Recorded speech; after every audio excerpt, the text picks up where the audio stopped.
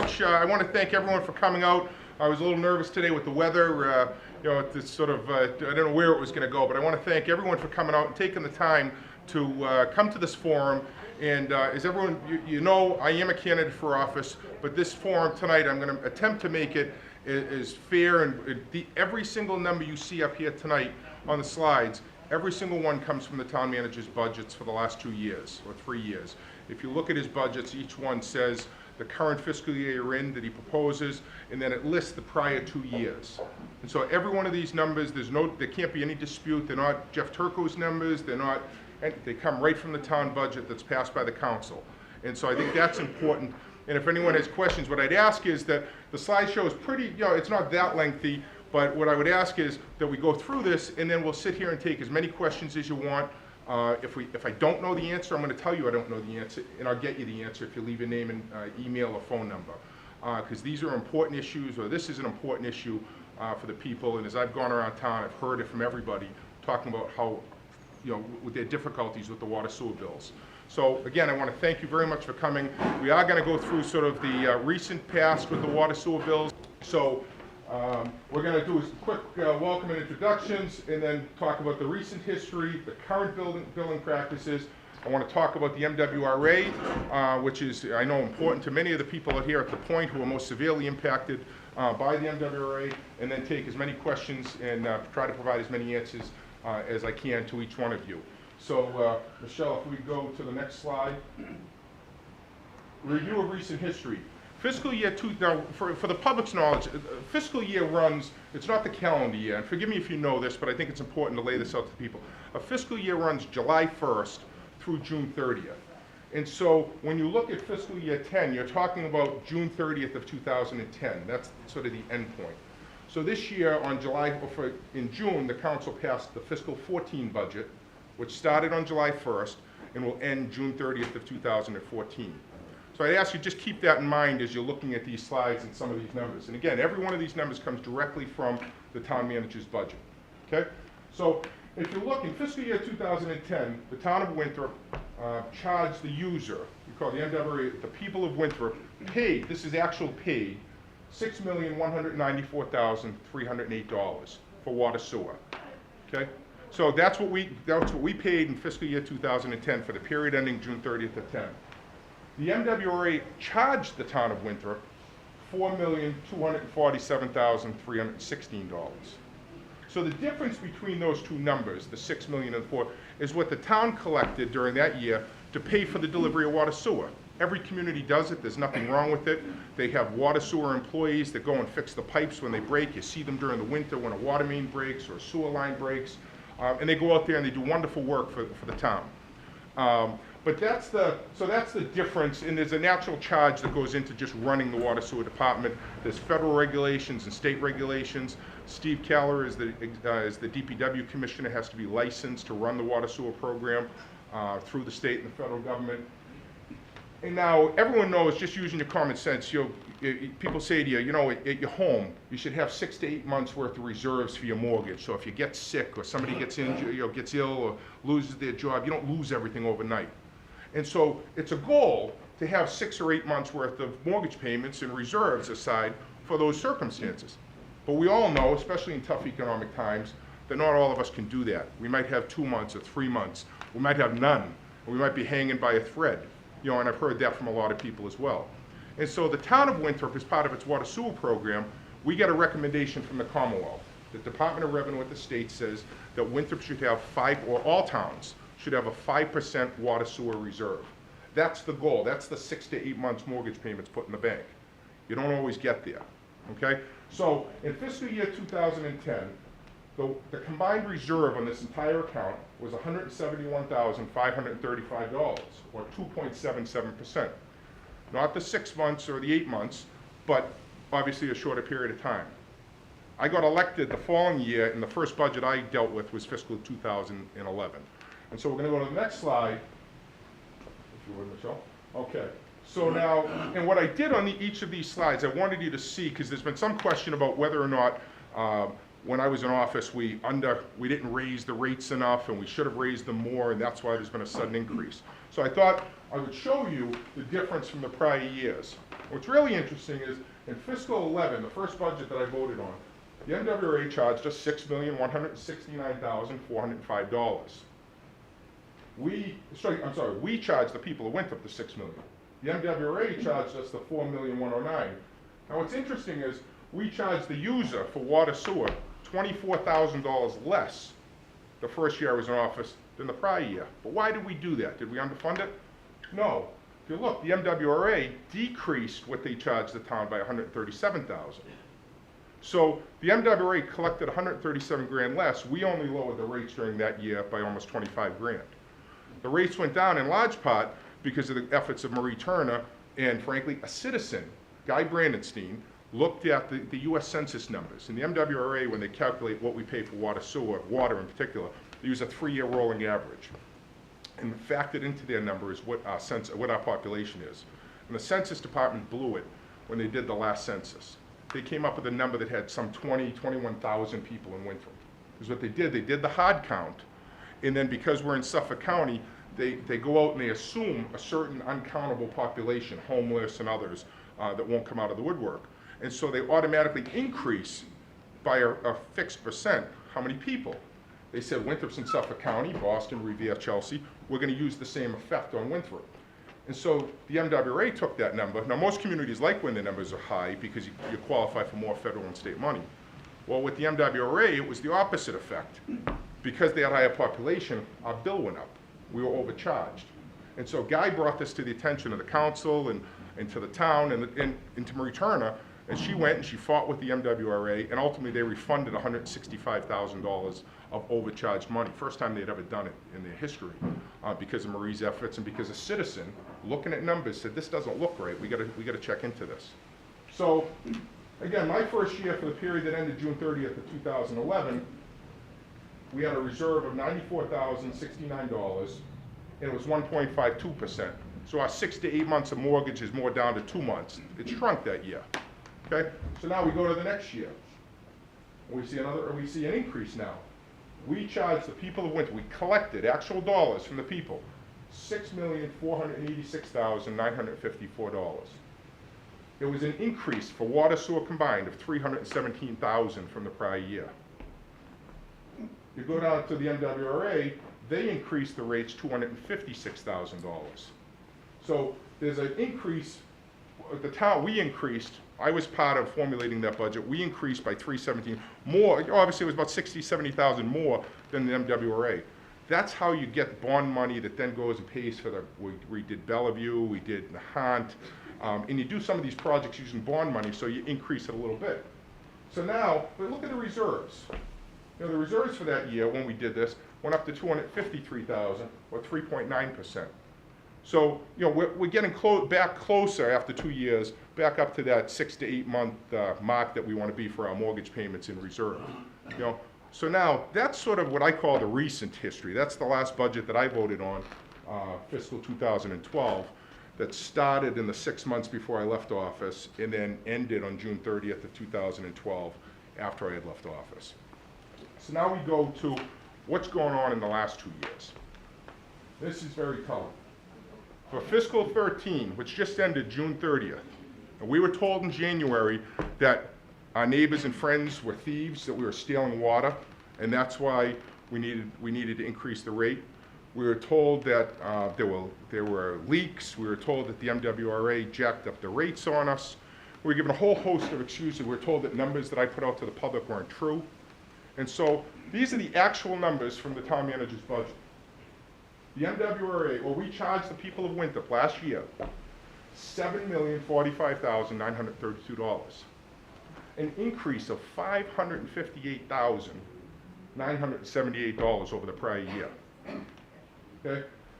The MWRA went up $92,000.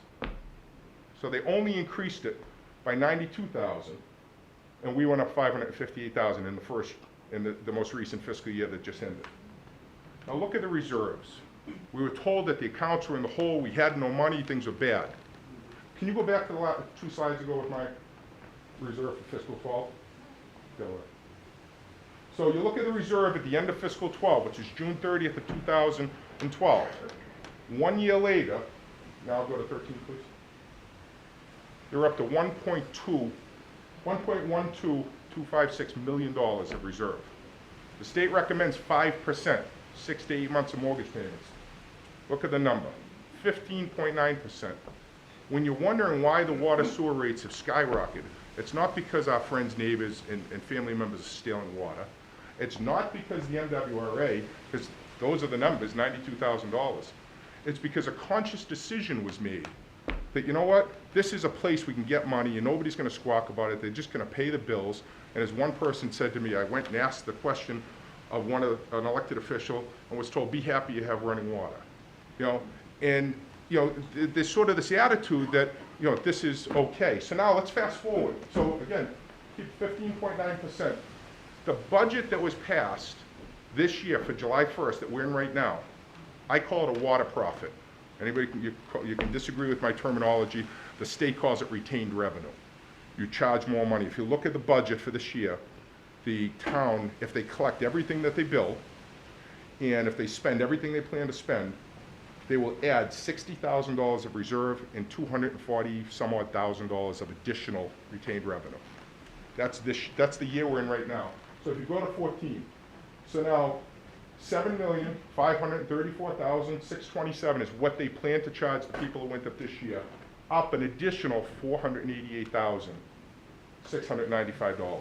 That's the number I've been talking about $1,040,000 some odd thousand between the 2 years. The MWRA increase, $151,000. So the total over the last 2 years, the MWRA has gone up 240 some odd thousand, and we've gone up $1,040,000 something.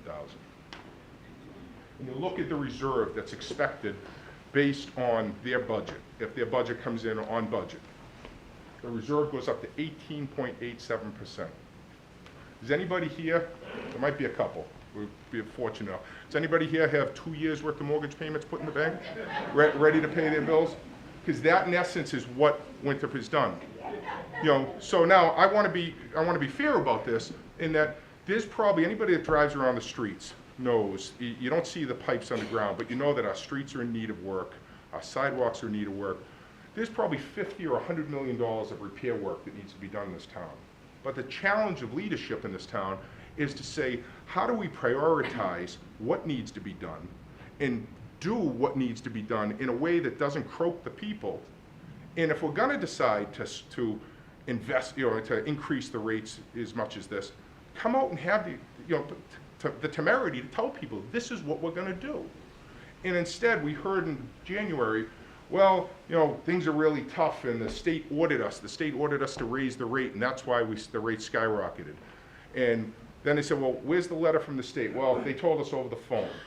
So the state called and ordered the town to raise the rates over the phone. Nobody can get a letter. DOR denies that they ordered anything. All they can do is give you a list of options. They can tell you, we're concerned about your numbers. You have to either cut, you have to increase, you have to use free cash, sort of reserves that the town has. Then the dirty little secret is there was $1.1 million of unpaid water sewer bills from fiscal year 2013. Okay, sounds like a lot, but when you're looking at a billing cycle of 7.5 million, 1.1 is not a tremendous amount. But what happens is the town has to lien those. When people don't pay those bills, the town has to put a lien on your property. And most of us have mortgages. And so when they lien it, the letter goes to the mortgage company, and the mortgage company wants to protect its first mortgage position. So what do? They immediately pay the bill. So the town collects that money. They then add it to your escrow, and they send you a letter that says, dear Mr. and Mrs. Smith, we paid this bill for the town. Instead of having $500 in reserve, your account's now negative $200. You have to either cut us a check today, or we're going to increase your monthly escrow amount by this certain number, so that at the end of the year, you have the money. I'm sure as our taxes go up, we all get those notices. Every 6 months, every year, we get those notices from the bank. You know, so what the town did in January, when the state expressed a concern about how much money it had and how much the outstanding bills, they didn't lien the bills in a timely fashion. They jacked up the rate and they collected the money. So at a forum that the town manager had last week that wasn't advertised, wasn't in the newspaper, they put it on a Facebook page 3 days or 4 days before because they didn't want anybody to come to it. They had this forum, and I asked Mr. Hingston, the auditor for the town, I said, if we bill $1 million in water sewer, And we plan to take 500,000 in the first 6 months, and we only take in 400. We send out 500 grand in bills, but we only collect 400. Now in January, we get panicked, and we say, we need $1 million to pay the bills. So we jack up, instead of collecting 500 in the last 6 months, we jack up the rate, so we're gonna bill 600,000. At the end of the year, we've collected 400, we collect that 600, we've got that $1 million, right? Sounds common sense? But don't forget, there's the 100,000 that we billed people, because we billed 500,000 in January. Once you lien that money, you collect it. So by the end of the year, if you do your job right, you get $1.1 million in the bank. Because now, by raising the rate the second half of the year, that's what happened here in Winthrop. They jacked up the rate in order to collect more money. They let the lien money go out to the 1.1 million. They liened it, and I don't have an exact, I think it was about 950,000. It might be off by 10,000, so don't beat me up for being off by 10. But in the town manager's report, he said, after we liened it, we collected about 950 or 960,000 of the 1.1 million. It's automatic to collect that money for, overwhelming majority of that money. And what they did was, they took more money from us, they jacked up the rates, they built up a reserve, far in excess of what the Commonwealth recommends. And now they're trying to scramble to say, well, okay, well, there's need, nobody disputes that there's need. Anybody that walks the streets knows that there's needs. But the question is, how do you do it at a time of economic difficulty without burying the people that are paying the bills? And certainly not telling people, you who pay your bills on time will pay more because those that don't pay their bills on time, so we're gonna jack your rate up to help collect this money because we chose not to lien the bills in a timely fashion. We penalized you instead of them. So that's sort of what's gone on the last few years of these bills. If you would go back real quick, just remember that 7,534,000. Go back to fiscal 12, please.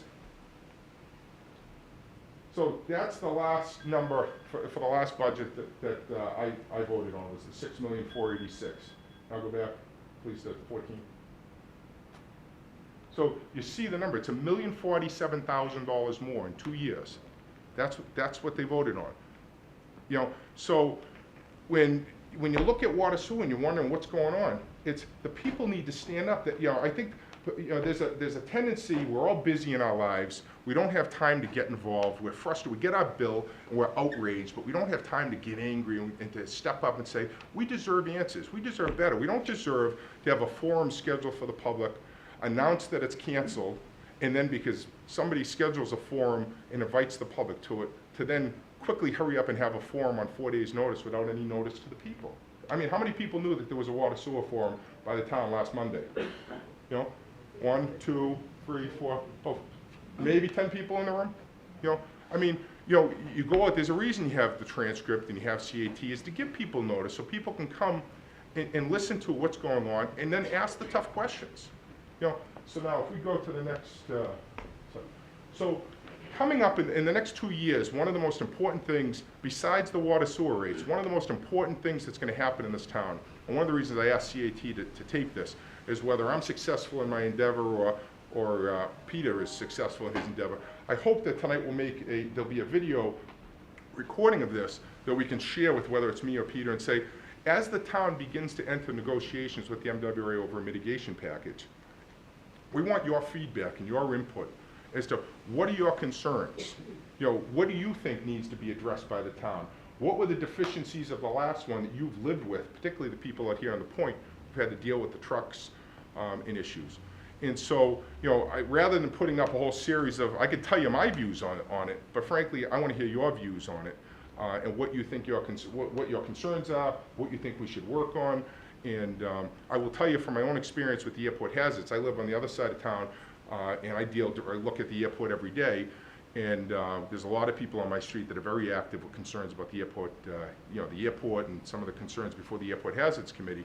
And I was at a meeting a few months back, and the issue came up, well, people on St. Andrews Road got either Central Air or a check for $16,000 or $17,000. Why don't we get it? And I think that's the wrong way. I mean, my own opinion is that's the wrong way to look at it. I think, I've upset some people by saying it, but I can go down my street and say cancer, no cancer, cancer, no cancer. Up and down my street are people that have had it or have died of it. And frankly, I think we need, as a town, to say, I don't want your money anymore. I want answers. I want the answer to your health study that you did for 2 years and that you promised the people contractually you'd turn it over for Massport. And so that's sort of my school of thought in my own neighborhood is, I want answers. I don't want your bribe money. Now, when it comes to the MWRA, you live here, to most of you. I know there are people from all over town here, but the people that see the trucks drive by every day, I want your feedback and your input of, what do you want? Do you want more money in the mitigation package? Do you want, what is it that you want? So what's your next, and again, what are your thoughts and concerns? So I promised that I wasn't going to try to make it a huge, lengthy presentation. I have more detail at the end of broken down water, sewer, each broken down separately. If you want that level of detail, I'll email you whatever you want or provide it to you. But I thought tonight it was important to sort of put the combined numbers together, show you what the actual numbers right from the town manager's budget are, and then basically say to you, if you want more detail, I'll be happy to give it to you as much as we have, and if we don't have as much as you'd like, we'll give you even more. Okay? After the fact. John, you had a question? I had a presentation on public television last week with Mr. McKenna, Steve Gala, and also the CFO for the town, where they specifically addressed all the water rates and whatnot, talked about it. And the percentage that Steve Gala threw out between what the water that comes into the town and the water that we get paid for was 23%. And Jim asked him to apportion that 23%. And he changed it once, but he still claims that at least 7.5% is because people are bypassing their meter. Some of it is leaks. So, and some of it is under registration of old meters that just don't pick up all the water. Now, the new meters they're going to put in with the radio read should address that. What happens if it doesn't add up to 7.5% after spending all that money for new meters? Yeah, I mean, we're paying separately now for that. I believe it's $9 and something a quarter for 3 years or whatever. I'm not sure. So it's about like $160 in each house to pay to have the meter upgraded. well, thank you for the question. On the radio read, when I was council president, the town manager came to me, and Mr. Hickey, then the director of DPW, said, we want to go to this radio read. Here's why. It's going to help us catch thieves. It's going to help us detect leaks. It'll be a service to the people, because if the system detects a leak at a home, if you have you don't realize how much water runs through your line if you have a leaky toilet. You know, it sounds like a little thing, but they'll see it with radio read. They'll see the spike. So what I did was I said to the town manager, Mr. Hickey, okay, tell me how much efficiency are we going to create out of this? What do you mean? So we had this lengthy discussion back and forth. I said, go run the numbers for me. Tell me, how much time do we spend with actual people running around town with reading meters?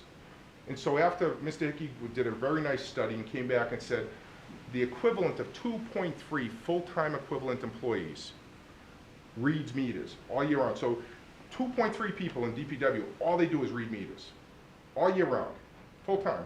So I said, yes.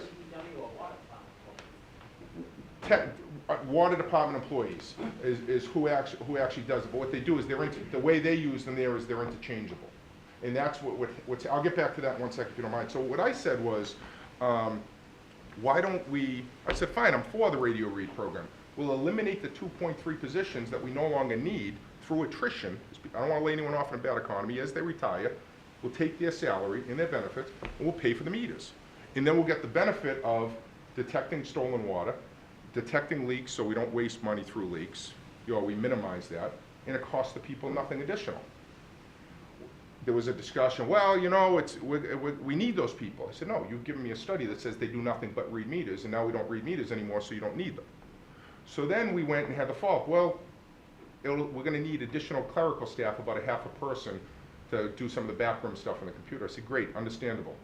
So instead of eliminating 2.3, let's eliminate the 1.8. And then you don't have to charge the people anything.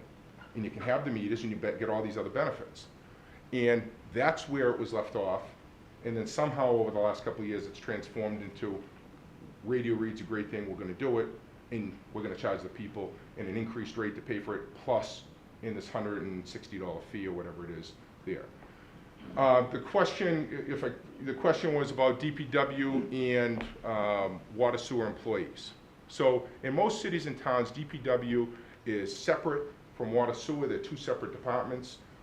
I said it in the paper, and some of it got mangled, some of it, but the truth be told, over the last 20 or 30 years, as the town budget has gotten tighter, we've seen people get transferred from being paid by the taxpayer on the water sewer, on the DPW side, to being shifted over to the water sewer.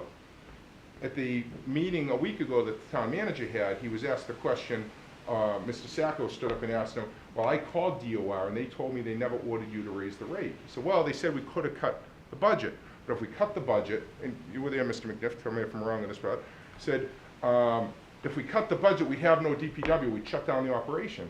And so I said, well, wait a minute, you told us the DPW and water sewer were separate. Well, you know that we do crossover on them. So my problem is not with DPW. My gripe is I think those guys do yeoman's work, particularly you see it when we're in the heated house during the winter, you see them out there dealing with the broken pipes and that stuff. The question is, what's the right way to pay for it?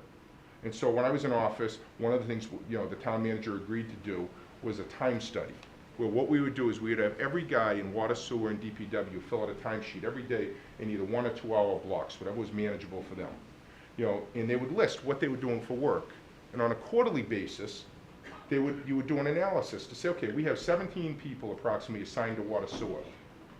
According to their timesheets, they're doing 60% water sewer, 40% DPW. What that means is that 40% needs to be paid by the taxpayer side of the house, the town budget, not the ratepayer. Now, most people don't realize the distinction there, but your taxes can't go up more than 2.5% without your permission. Your water sewer rates can go up whatever they want them to.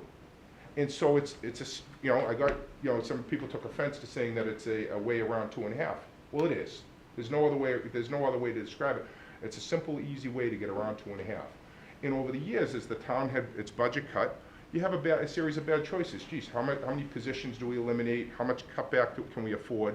Well, we can kind of put them over here on this side of the house and sort of hide some of it. And so I believe that's what happened, and that's why I said, let's do this time study, and I'm willing to be proven wrong, but do the time study, and at the end of the year, you'll be able to say, we all know during the winter, there is some water sewer work, but for the most part, it's plowing and other issues related to that, the occasional break because of the freeze.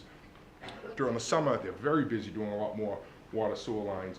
And so you'd see it. So that's why you do a full year study. So you get the highs and the lows. And then at the end of the year, you say, okay, of all the people in water sewer and DPW, are the right pockets of money paying the salaries? And if they're not, instead of traumatizing the system by fixing overnight, let's come up with a 3-year plan.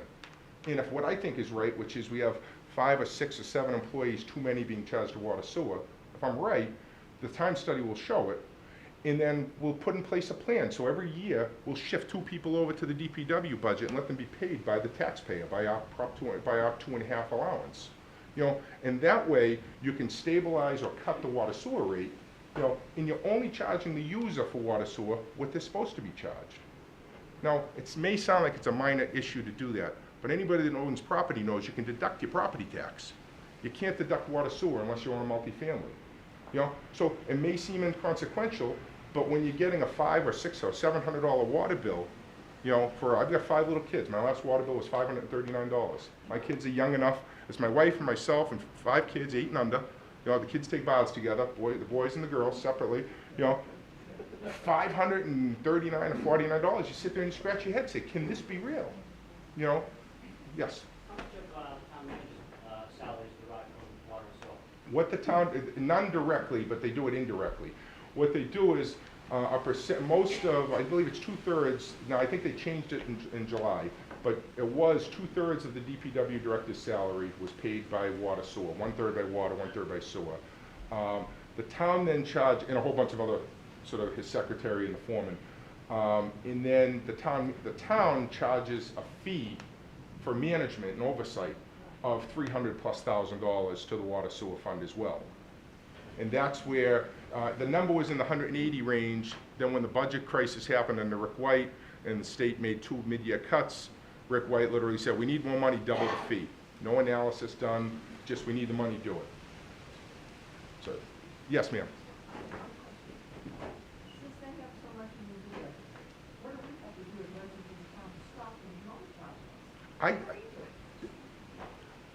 what I'll say to you, and again, part of it's self-serving, elections have consequences. People need to stand up, you need to call your representative, you need to call your counselor, and tell them, you're not happy about this. You were told in January that they needed to raise the rate because they didn't have any money. But you see, if that's true, then how'd the reserves get built up by 800 plus thousand in 1 year? Again, remember, the end of my second year, it was 250 some odd thousand dollars of total reserve. And it went up to this $1.1 million in 1 year. Once it, Can't we take a class action suit against the town? They're charging, the sewer taxes charge far more than what the water usage is. the sewer charges, in every community, sewer charges are more than the water. I mean, you know, they're, How can they charge me for more water than I'm putting out? That doesn't make any yeah, no, with a sewer, because the way Winthrop bills you is if you use 1,000 gallons of water, you pay for 1,000 gallons of sewer. Some communities, and I looked at it when I was in office, but there wasn't the support to get it done. I lived in Revere growing up, and Revere had outdoor meters. So for people that water their grass, you could hook up an outdoor meter, and that would deduct off your sewage bill. And then every quarter you would give that to the city. They would say, okay, 1,000 gallons went through, so clearly you didn't put it in the sewage system, so you shouldn't be paying for it. Now, the argument against it at the time was, well, your water rate will go up, because at the end of the day, you have to come up with the money to pay the MWRA plus the operating cost.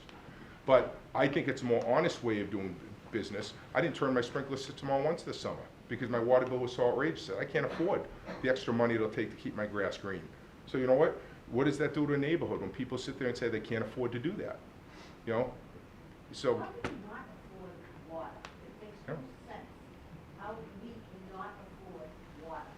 the- It's a cheap commodity. How can we not afford water? Yeah, and- Why don't we send a mitigation lawyer to Mass Water Resources instead of her or him? Why not a lawyer go in there and do the mitigation? I know a lawyer that would like to go to the MWRA. I'm sorry, Mr. McNiff. You up a little bit. You were talking about salaries paid for the DPW workers and for the water department workers. Those guys are in the same building under the same head of organization, because years ago, somebody in the town government decided it was a great idea to merge all the various departments, the trees, the cemetery, the water department, the DPW, and they would save money.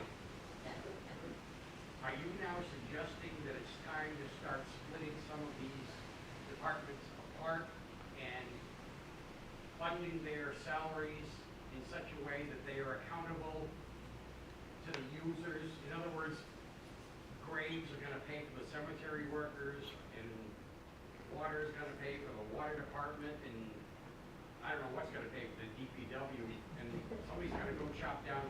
Do you understand what my? Yeah, I mean, I don't think you need to go that far, you know, but you do have to monitor the paperwork. I'll give you a real example. I was in a fraternity in college, and we have a charitable foundation in a nonprofit. One's tax deductible, one's not. And so, for budget reasons, about 10 years ago, we said we can't afford to pay an executive director for both. So we went to the IRS and said, how do we do this? And so we combined our executive director for the nonprofit, but not charitable. And we pay that salary, and he keeps a timesheet every day. And on a quarterly basis, the foundation, the charitable group, says, they look at the sheets, say 50% of your work for the last 3 months was for us. Here's a check for that 50%. So what I'm proposing is that if we do the 1-year time study and it proves me right, you know, that we have too many people being billed from water sewer and not enough from the taxpayer side of the house, that we begin to fix that problem immediately.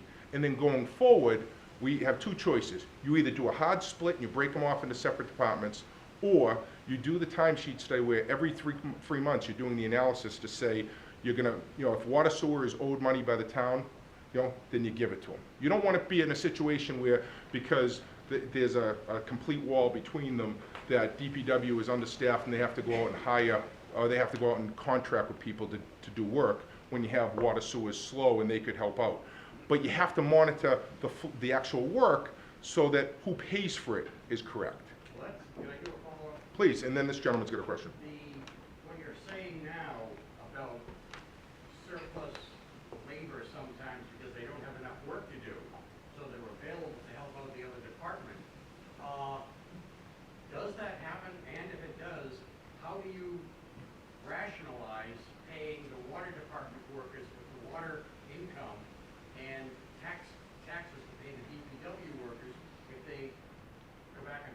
No, I think we know they have more than enough. Their staffing levels combined, water, sewer, and DPW from 20 years ago, like most departments, is down considerably, the staffing levels.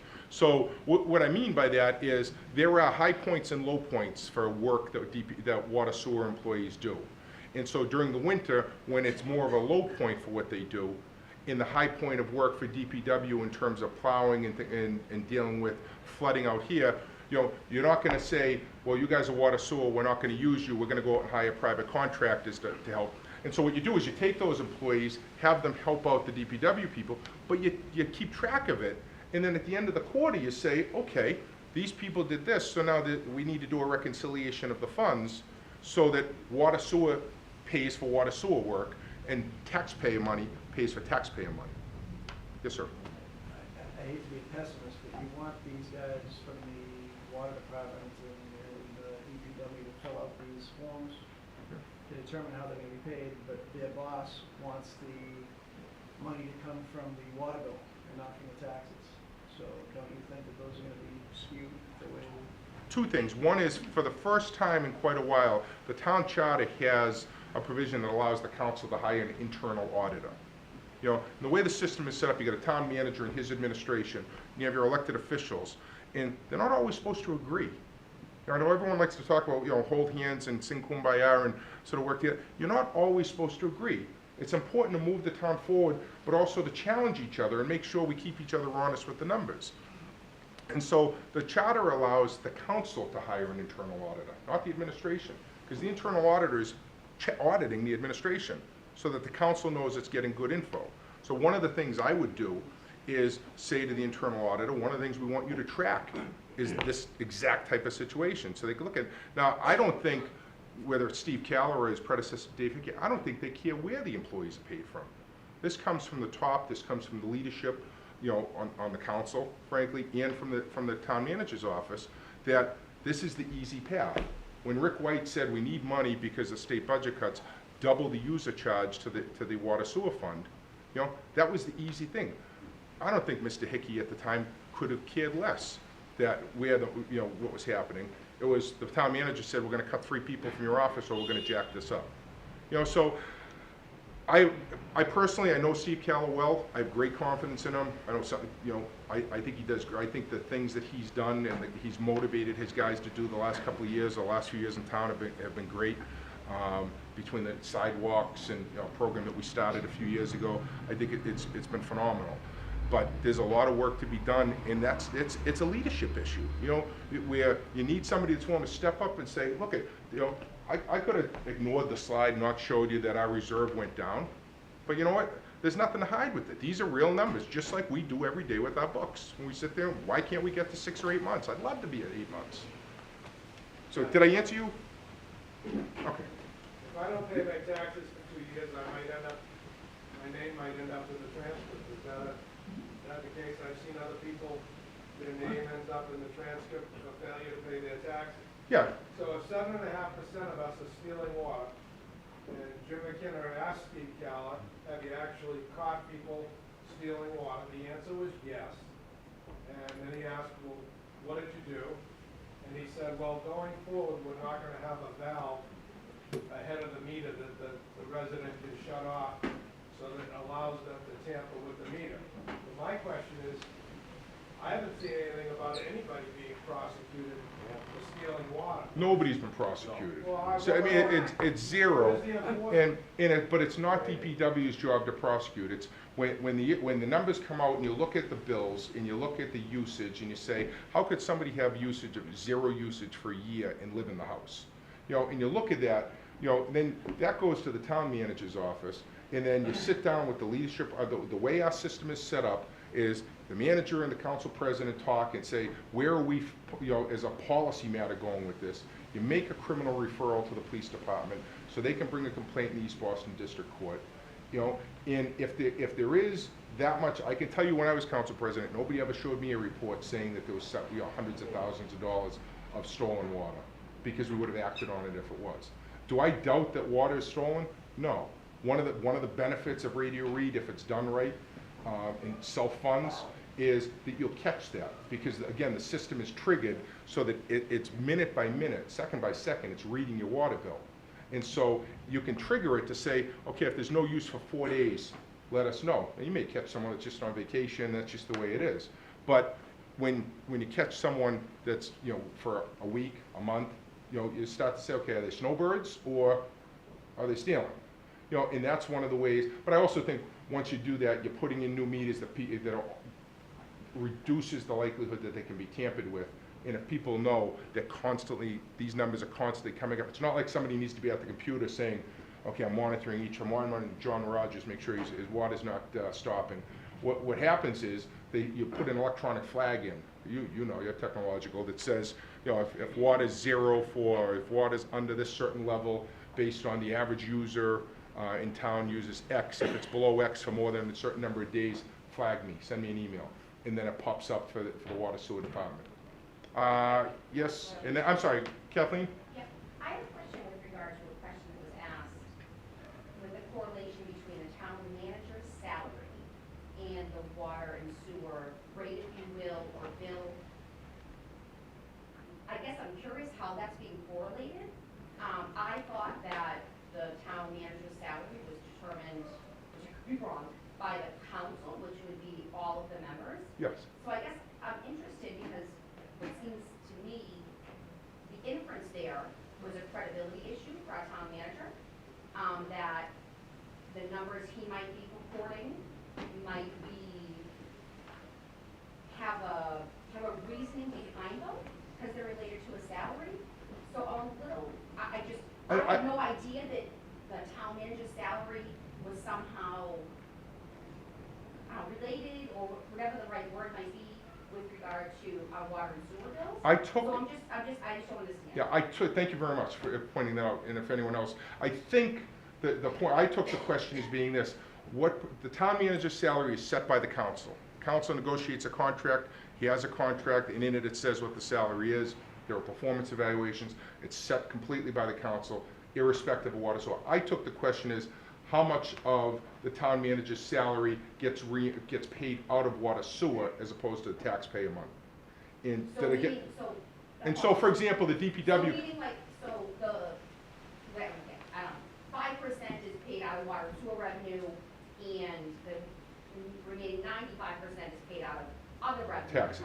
As you would say for a teacher or any other town employee. Right. Well, let me give you an example. Like, I just don't understand. no, right. For example, the DPW director, and again, this may have the percentage changed, but the DPW director's salary was paid 1/3 by the taxpayer, 1/3 by the sewer payer, and 1/3 by the water payer. So 2/3 of the DPW director's salary is paid by out of this money here that we're looking at. So is he spending 66% of his time Well, in that capacity? Well, that is why you do a time study. Frankly, that's why you do the time study, to get the data, to then, what do I think? My gut is, I don't want opinion, I want Frank on this, I want to go and do the study that comes out and then gives us information. But back to your point, Well, Kel. I guess a follow-up on that then. So, or what we're saying is then, that the town manager's salary should be, and it's not the right word, percentage isn't a word, but there should be actually a percentage that's allotted to each department, if you will? No. What comes in for revenue? No, I guess I'm still confused as how the water and sewer rates have anything to do with the town manager's salary. All right, what the town does is the town charges the water sewer fund a flat fee for oversight and management. Okay. And to justify that fee, they say the town manager spends a portion of his time, the treasurer's office spends a portion of their time, the treasurer's office sends out the bills, and so there's this $300 and some odd thousand fee that's assessed to water sewer to pay for that. So that's sort of indirectly doing that. And there's no question that that's proper under the law. The question is the analysis done that shows you can justify that number? Again, truth be told, the number was half of that. The state issued budget cuts, and the then town manager, Rick White, said, we need more money, double the fee. No analysis whatsoever.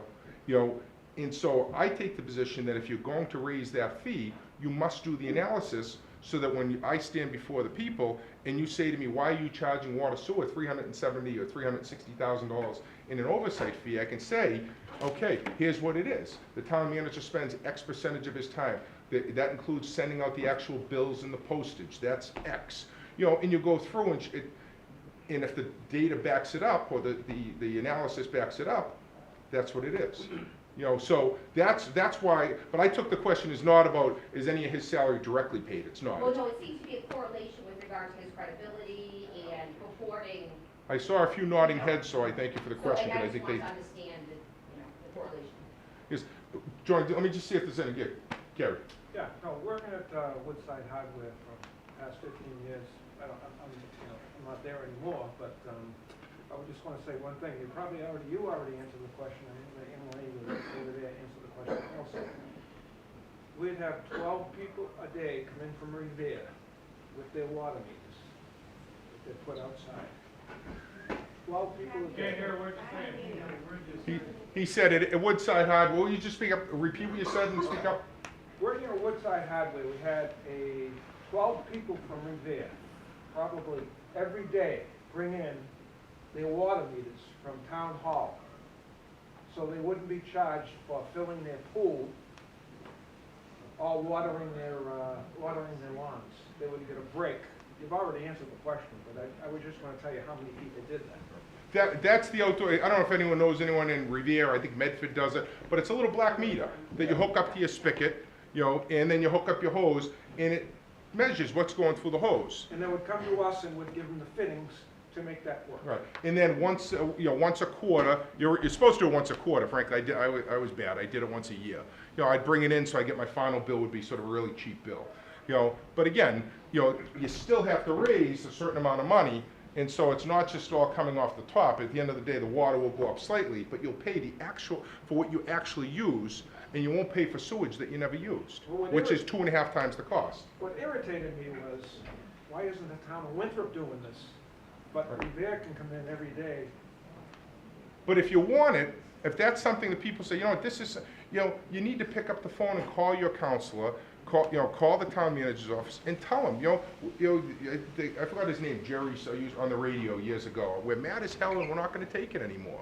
You know, I think people need to, say, I mean, the fact that you're here tonight is gonna make a statement to people that you're upset. You know, enough is enough. John, and then anyone else that hasn't asked a question, I wanna make sure we. This is I believe this is MWR related.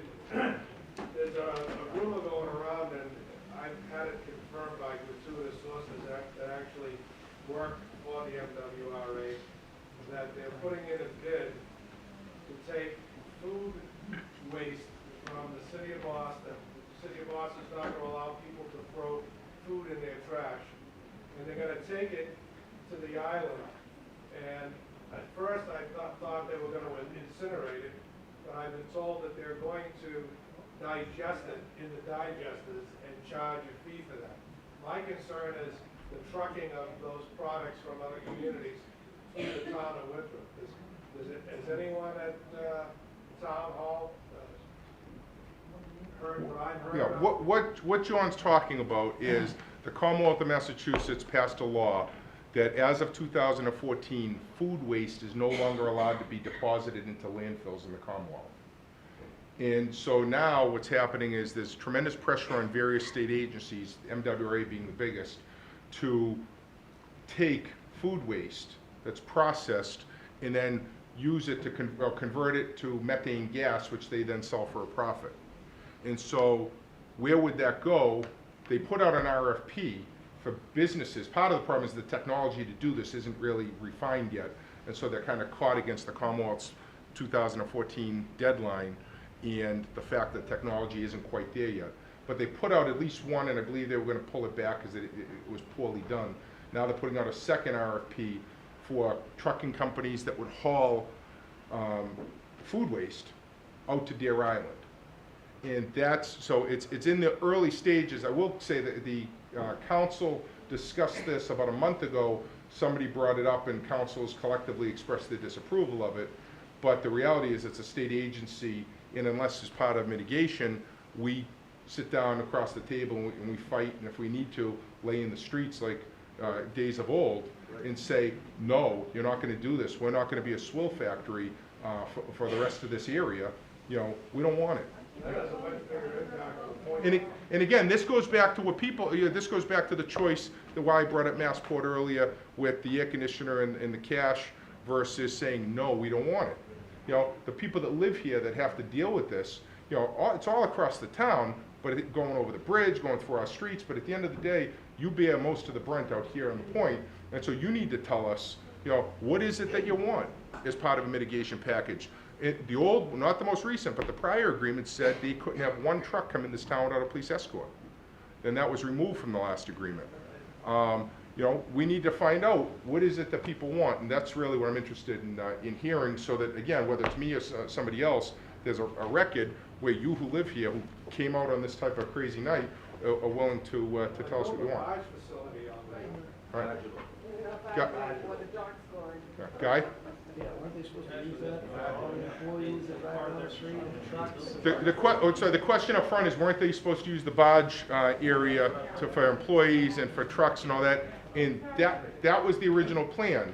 And they used that to, I believe, to help build the place. And then ultimately, they let the thing deteriorate because it became cheaper to truck the stuff in than it was to barge it in. And that's why they then turned to Winthrop and said, hey, come over here, friend, we want to talk. You know, and that's why we have what we have today. So now the question becomes, So we sold out?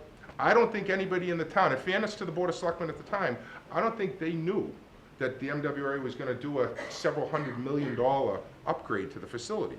They're cleaning all those eggs right now, those eggshells right now, with you know, different chemicals and acids to clean them out, because it's been 25 years since it's been operating, and they haven't done a major job like that. So I forgot what the number was when I was on the council, but it's I think $300 or $400 million of work. That's a lot of chemical coming through our town that the people, the Board of Selectmen, when they thought they were negotiating a good deal, didn't realize, hey, we got to watch out for these trucks coming in. What does that mean to the quality of life? What does that mean to the condition of our roads? Things like that. So how did we get from the agreement where everything was supposed to be brought in by barge and all the employees that plod the streets, every shift change, were going to be brought in by barge to, now we changed our mind, they're all going to drive down the streets now? Well, I think How did that happen? well, the next agreement's when the next agreement's coming, which is within the next 2 years, the negotiation on this is going to begin in earnest, you know, next year. And so this is where you have to have community forums like this, where you go out and you put it on TV and say, we want you to come here, voice your concerns. I mean, I think this is a heated discussion, or a heated issue, but yet we're having a level-headed discussion. Nobody's raised their voice. Nobody has screamed at each other. You're asking questions, you're getting answers, hopefully a little bit more informed about how we got to where we are, you know. And now the question is, let's get this information. You know what? When we sit down to negotiate, we say to the people at the MWRA, Fred Lasky and John Viteri, we want you to come here and hear the people. And we can have a civilized discussion about these important issues. But you know what? There's a line in the sand. And our line of demarcation is spend the money. You got $300, $400, $500 million you're spending to fix the place up. Spend the $50 million or whatever it is to fix up the pier and bring the stuff over there. We don't want it anymore. Right. Enough is enough. Right. You know, that's where we're at. If that's what people want. Some people say, no, we need the money. Take the money. But it's a policy choice. Jeff, we actually frequently call Deer Island and complain about the smell. Well, we called the other night and they told us that a couple of the containment tanks were breaking down. We need to repair. I mean, they confirmed it. They said it. It wasn't us thinking it was up. So you've got, I've got a 6-year-old and we're living out there in the point. We've got tanks that are breaking down. We got chemicals out there that there's a couple of them that they spilled. Forget about the point. We have an environmental report that's been due for a long time on Logan Airport, and that was put off, and now Massport has to finish that, but I don't even know when that's going to happen. And FEMA's coming out with new flood maps. It's going to kill the town of Winthrop. So we are complete victims out here on Point Shirley. And what sort of financial benefit do we have having that farm next to our house that shit farm? What's the benefit? Well, Winthrop, right now, Winthrop is, Quincy used to get, and I believe theirs officially ended or it's about to end, Winthrop is the only community in the MWRA district that gets a mitigation package. You know, and so the town gets north of $600,000 a year. It's been getting it for 25 years. It's been getting, you know, it goes up slightly each year. But Winthrop gets that money, 600,000, what is it, I don't know if it's a million, 600 plus grand a year that we get. I'm thinking of watching Congress with 600 million, but it's 600,000 bucks a year we get, roughly from the MWRA. They also, in fairness to them, they also, when Euro Beach and the sand is too close to the wall, and we don't have the equipment at DPW to fix it, you know, a phone call's made and Deer Island says, or MWRA says, we'll let you use our trucks to help push the sand back, leading up to certain storms and stuff. So they have been good on some things, but they're running a business. They're under federal mandate to do a lot of the things they're doing. And so they look at, like everyone else does, you're running a business and you're trying to figure out how do you get things done as cheaply and as quickly as possible. And so they're not thinking, well, it's cheaper to put those trucks on the roads in Winthrop, and they don't necessarily care about the repercussions on our road, the repercussions on our neighborhood. And so you take the path of least resistance. Well, if we become the path of resistance by standing up and saying, enough, we don't want any more silver, bags of silver, we want the right thing to do for the people of the town to say, enough. We've already had enough. We get mitigation money, not strictly because we're willing to be trampled on with trucks, but we get mitigation money because when something happens out there, who's the first one to respond? Winthrop Fire Department, Winthrop Police Department, because even though it's in Boston, we're the closest guys there, and our guys go out there, sometimes without even the equipment that they need, and they get out there and they protect us. When I was council president, there was an incident out there where they had a gas leak, and I don't know if people remember it, about three years ago, where they had fire trucks that showed the weakness in the emergency preparedness of the area. We had Winthrop trucks out there. We had Boston fire trucks driving through the Highlands looking how to get to Deer Island, scaring everybody in town with lights and sirens blaring, literally all around town. They drove down Court Road, they drove through the Highlands, a whole series of issues, and that's something that's part of mitigation. They say, you know what? So where's this mitigation money go? I mean, it comes in, and what number is it? Because I would imagine that once any money comes in, it's gonna be funneled to DPW, to this, that. What is the money? 100% of the money goes into the general fund and is used as part of the regular operating of government. Okay. None of it water sewer. So none of it. It doesn't change the rate, the water rate, No. anything.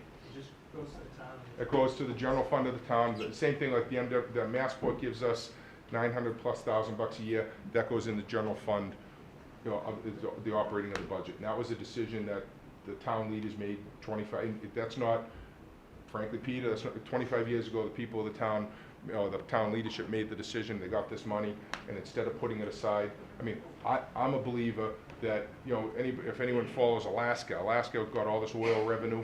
And what they did, they created a thing called the Alaska Permanent Fund. And they take the oil revenues and they put them in a fund. They use some of it, but the bulk of the money goes into a permanent fund that they only use the interest. And once a year, every man, woman, and child gets a check from the people from the state of Alaska, based on the income that's derived from that fund. But the fund is always there. Frankly, I think we need to look at whether it's casino mitigation money, whether it's any new money we get from Massport or the MWRA, that the money needs to go into a permanent fund that can then create interest, that can then help us with this or help us with what but we don't just keep using every penny to keep expanding government. So, sir. Question, has anyone looked at, a lot of these, the towns, environmentally, with the school systems, et cetera. They have dual systems for a lot of the municipalities where they could capture the rainwater. They have, along with the city-town water as a backup. They utilize that for a lot of the flushing of the toilets in some of the schools and some of the buildings, and therefore the town benefits because their water rates aren't as high. They utilize it. The rain, because it costs rain. Why are we, I know it's a small town, but why are we thinking like that? Two things. I don't know the answer, but I've got it on tape, and I will get an answer, and I'll follow up with you on that. I'll post it on my website if anyone's interested. But the second part of it is, keep in mind that the way the MWRA assesses for water, it's a 3-year rolling average. And so when you decrease, it's an oxymoron, or it's counterintuitive, but when you lower your usage in a year, you actually have to increase the rate because you're still going to pay that minimum bill from the MWRA. It doesn't go down. I have two. It takes 3 years. Children in my house, and my bill went up. I'm with you. That's why I'm here. I'm angry. Yeah, sir, up behind you. I'm thinking when they built the Ted Williams Tunnel, East Boston got a 40-cent toll through the tunnel. Now, if East Boston can get that from a little tunnel, why can't we get something out of this cesspool that we have at the end of the town? I agree. We should be having zero water, zero storage. Yep. Sir, John, if you don't mind, I'm just gonna circle around, I'll come back to you, sir. Just a quick question for her. That one right there is a good idea, but you have to go through certain programs. Me being, I used to work for a lease company. Look at the state of California, they do that a lot. But there, you realize there's not much snow. You have snow here, and there's certain planes you have to put in certain devices and everything else. But this might have been asked before, it might be a stupid question, but for mitigation, how can you mitigate the no water and sewer charges of having to drive trucks through and having to Well, I mean, you know, assuming I'm successful, I'd be a part of that process. You know, they're trying to actually go the opposite way. They're trying to say, we don't want to give you mitigation anymore. That's what they did to Quincy. Quincy and Winthrop are the only two getting it. And they just told Quincy, we're not doing it anymore. So, right, so. Let the gut open again. But no, I mean, I think you need to go in there with frankly, I mean, you know, everything is a negotiation. One side starts here, one starts here. If you start here, then they win. You know, if you don't start out saying, we don't want to pay for water sewer for all the troubles you're giving us, then, you know, you never get to a happy midpoint where it's reasonable and it's not millions of dollars like we're seeing now. Or even so, we use a lot of amount. Say, if we don't use 300 plus of it, over 300 we pay after that. Yeah, no, I mean, that's those ideas we're gonna take down, and then, again, if I'm in the position to be negotiating, you know, then these are things that I commit to you that I'll take to the table. So, yes. It's been over 2 years since we've been able to meet. It's been over 2 years since we've been able to meet with MWRA. So I was really disappointed when that meeting was set up and then it was canceled. It was unfair to us, and especially us here in the Point Shirley. We take the garbage, you know, we take the truck. Everybody does in town, but this area gets it worse. Our streets are a little narrower than the rest of the town, because this started to be a summer thing. Now, our counselor, I'm disappointed, I don't see him here tonight. He should be here, he should be working with us. We should have fought to be able to get some meeting with the MWRA. It's like, they just ignore us. No, vote him back in office. Vote him back in office. Hey, come on, let's go ahead, James. I can't do this, sir, I'm sorry, yeah. What you said, we should be able to meet with them, as they have promised many times, of every 6 months, we'll meet with you, we'll do this, and instead, God forbid, you try to get through here at 7 o'clock in the morning, or 3 o'clock in the afternoon, or maybe here. We should have a policeman, we have a policeman down here at certain times, we'd be making money, on the way they go flying through this. You know, this is rolling over for the bus, and you can never let them, heaven forbid, go over alone, because they don't stop. They just keep going. It really upsets me that we need to have a meeting. I agree, we need mitigation, but I really feel that, I hope, you know, when you get in, that we can get a meeting with them and talk to them and voice our opinion. We did years ago in this spot, right here, and one of the fellows on there said, well, we'll be your friend and come over for a barbecue. And I said to him then, only my friends come who are invited. You're not invited, sir. You'll meet here on middle ground.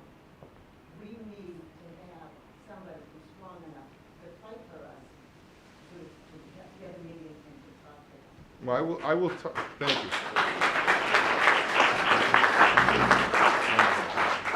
I will tell you that, you know, if I'm successful on November 5th, that week I'll be in touch with the MWRA and have a meeting set up for the first week of January. Because one of the things you may or may not know, Winthrop actually has a full voting member of the board of directors of the MWRA appointed by the council president, approved by the council. And so we have an impact on a small board. We can make a difference. What do you suggest we do with the 18% reserve? How do we get that?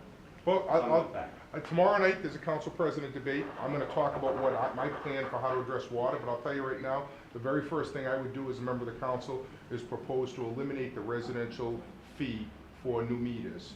and use the reserve to bring it down to the 5% the Commonwealth recommends, and eliminate that and not charge you to build a reserve 3 times higher than the state says we need, and then charge you as well for meters while continuing to jack up your rate. So that's the first thing I would do in January, is eliminate that. So one, and then John. I don't normally get involved in town politics, so, I said I don't normally get involved in town politics, so forgive me, you're here tonight because you're running for town council? I'm running for town. I was council president for 2 years. I lost my re-election, and I'm running now.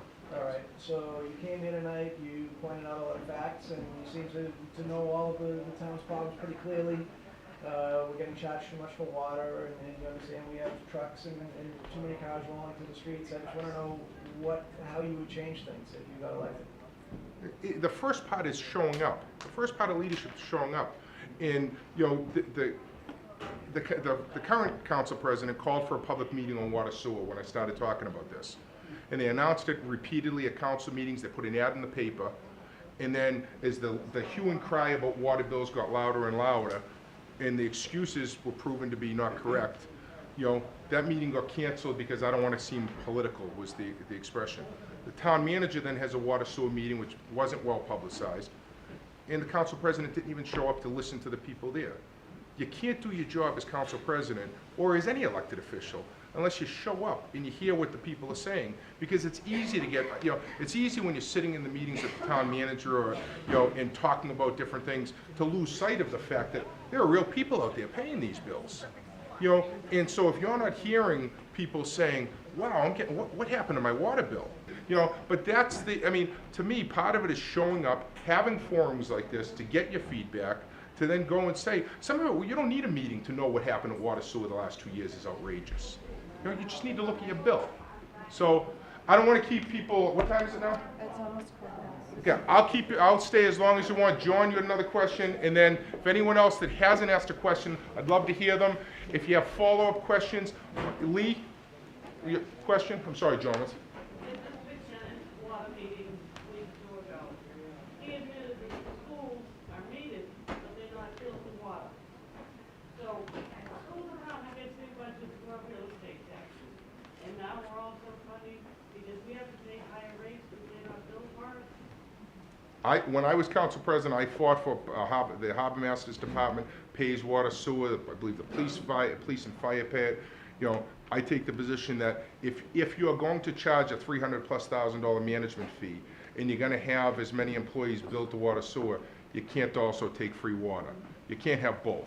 And so, you know, if I get in there, the answer is going to be you either have to get rid of the management fee, or you're going to charge everyone for water so that what the town uses, the town pays for.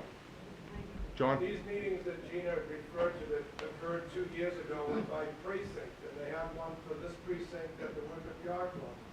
One of the big issues were MWRA employees speeding down Shirley Street. And you can go out here any morning between 7 and 7:30 when the kids are walking to the bus stop and see people going in excess of 60 miles an hour, is my estimate, heading in, getting to work. I mean, they promised us that they would manage that process, and I don't see it happen. And I know speeding is not a huge issue, but I think it resonates with every citizen who lives down here, especially the ones who have little kids walking on the sidewalks. That street's not very wide. Nope. And if 2 cars hit each other, and kids are walking on that sidewalk, is it gonna take a death, a multiple deaths, for them to enforce their employees not to speed? I agree it's an issue. One individual that I see every morning is definitely going to work at Deer Island. Right. It's an enforcement issue that needs to be addressed. I agree. Any other questions? Anyone that hasn't asked a question? I'll be happy to stay here offline and speak as long as you want. And yes, ma'am. I'm sorry, what? No, the new meter, I mean, there are always bad people that will find ways around systems, but the new meter system, you know, when it's put in place, is an effective system. You know, but now the challenge is, there's a great challenge to the town. I'll give you a real example. I represented a woman who owned a place in Admiral's Hill. and her tenant passed, and the tenant left behind a girlfriend who was sort of a squatter. So we're going to evict her, and all of a sudden my client gets a $6,000 water bill for a townhouse. She calls up the city of Chelsea, she says, how can this be? They said, oh yeah, we can see on your bill, because they have radio read, we can see in your bill, it started to spike about 2.5 months ago. They never called, never told her, like there was no system set up to take that data and let her know until she got her bill. She sends the plumber in thinking the place is destroyed. How can I have a $6,000 water bill in a townhouse? 2 toilets, both had small leaks, were running 24, the toilet itself, not on the ground, but in the tank, was running 24/7. And those 2 leaks in the toilets represented a $6,000 water bill. So the challenge is when you have this new system in place, you can prevent theft because they are more anti-theft than what we currently have. But the second part of it is, you can put the system in place so you get an email. If you're willing to sign up for an email notification, it can be set up. If I'm there, that's how it'll be set up, so you'll get notification if there's a problem. 1, and then 2, and then like I said, if anyone, please feel free to, if you gotta go, or I'll stay here all night. Yes, sir. Is it true that with the radio control water meter system, it works well, provided the homeowner will allow you in? No, radio read, it's read from DPW, and they pick it up. You need something installed in your home? Oh, once it's installed, you have to let the town install it in their home as part of the system. I think that if you need it, They can shut your water off at this. I'm not saying I agree, but they can shut your water off at the street. Right. Yep. Yeah. Listen, I agree. Thank you very much for your time and attention.